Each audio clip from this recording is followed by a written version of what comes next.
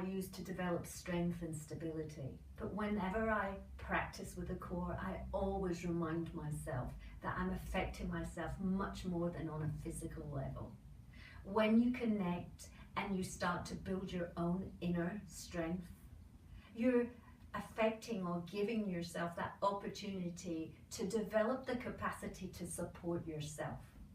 And that's a huge confidence booster. So whenever you're ready, you'll need a yoga brick, a small blanket or a towel, and I'll see you on the mat.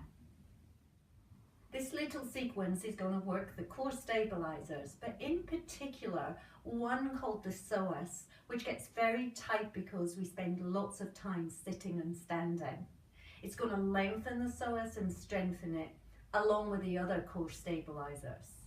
So when you're ready, come down onto your back, knees bent, and give yourself 2 or 3 breaths here, just to get really comfortable. Perhaps on an exhale, relaxing your shoulders and feeling how the back body feels against your mat. And the feet on the floor. And then if you like to use an intention, bring your hands to your heart center and repeat your intention. Or if you want to use mine, repeat to yourself. I have the capacity to develop my inner strength for my whole well-being.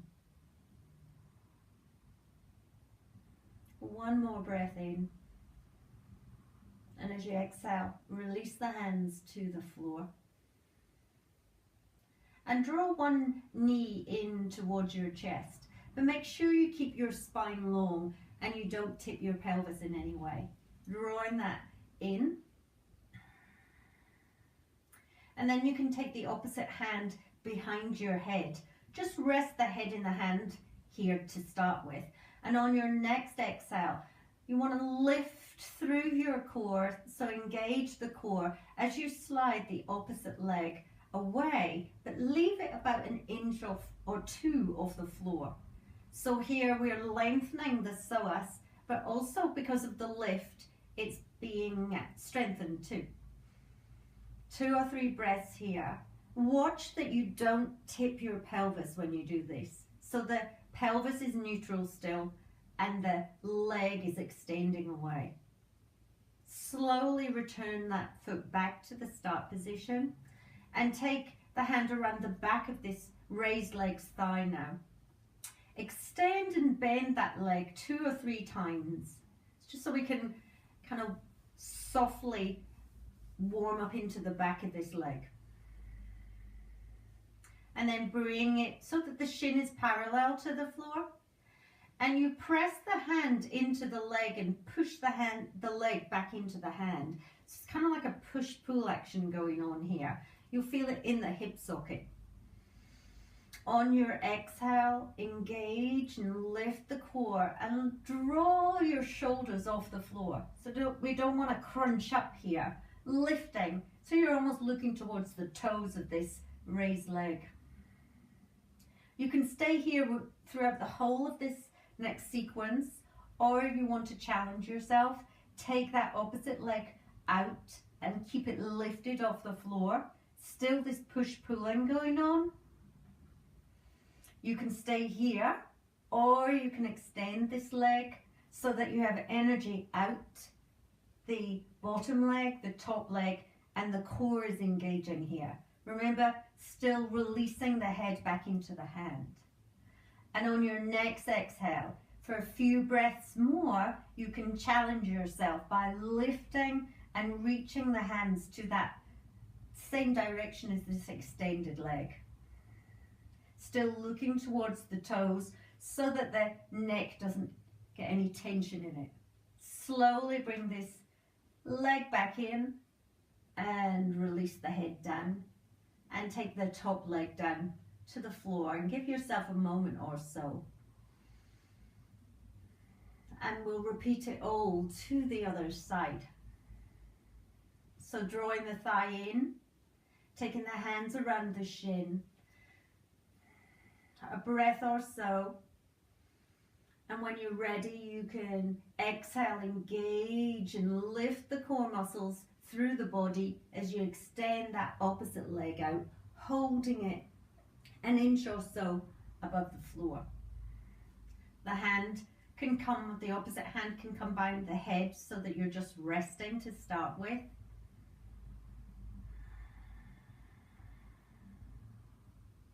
And then on an exhale, slide that straight leg back into the start position, and the opposite hand goes round the back of the thigh of the top leg.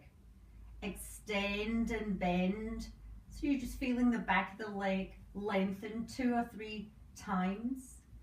Then the shin comes parallel to the floor.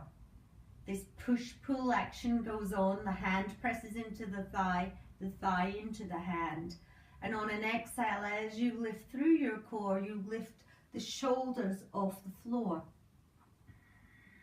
Resting the head in the hand, and then extend the opposite leg back out so it's an inch off the floor again. Staying here throughout the whole sequence, or just layering one different layer on top of the other. So you can lift the leg, extend out and up,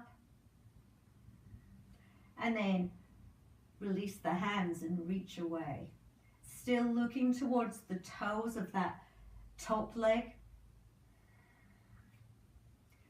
2 or 3 more breaths.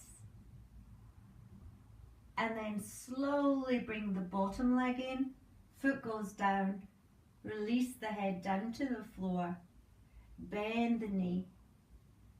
And bring the opposite foot to the floor.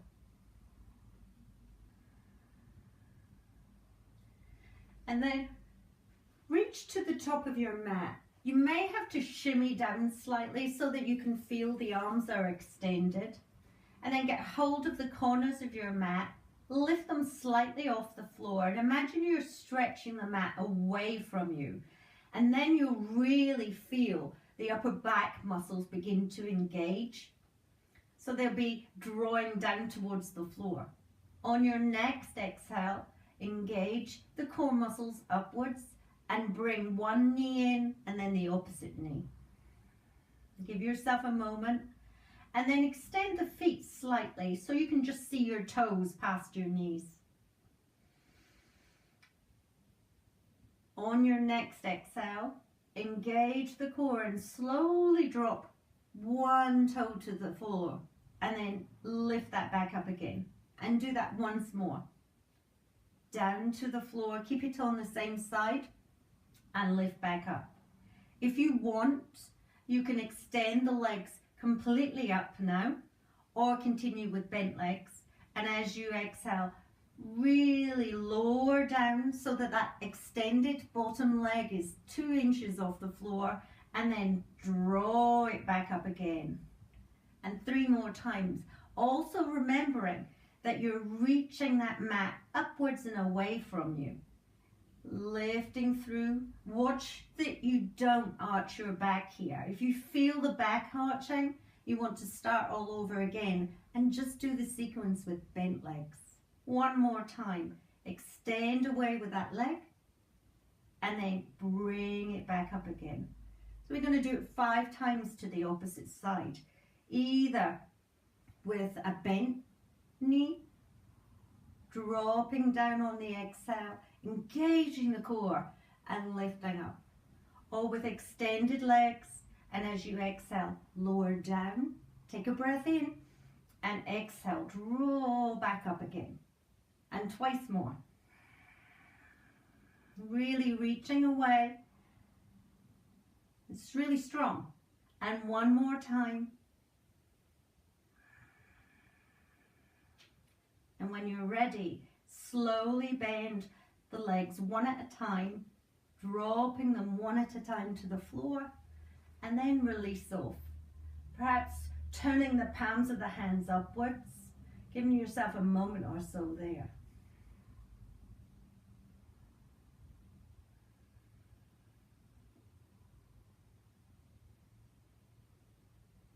Then slowly turn yourself around and come onto your hands and knees.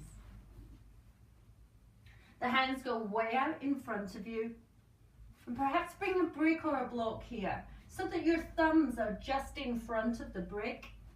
And on an inhale, lift the body and lift through so that your nose is almost center, hovering over that brick. So you can stay here in half plank, or you can exhale, extend one leg, then the other, and come into full plank here. Lifting the body away and lengthening.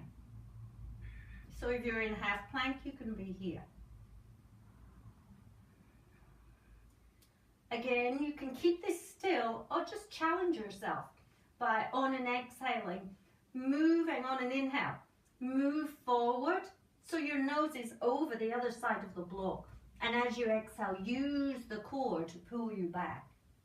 So inhale, move forward, nose past the block. Exhale, pull back. Twice more, inhaling, exhale, draw back. If you're on your knees, same thing, inhaling, exhale, use the core to draw back. And then when you're ready, one more breath, lifting, and as you exhale, bend your knees. Take the brick to the side, and now if you take your towel or your small blanket, it's folded, and you're going to come across so that the blanket or the towel is there across the lower abdomen, just underneath the navel. You can wrap yourself around like a burrito and either take your forehead to the hands or turn yourself and rest your cheek on your hands. This position just relaxes the abdomen after that core work. And you can be here for as long as you're comfortable.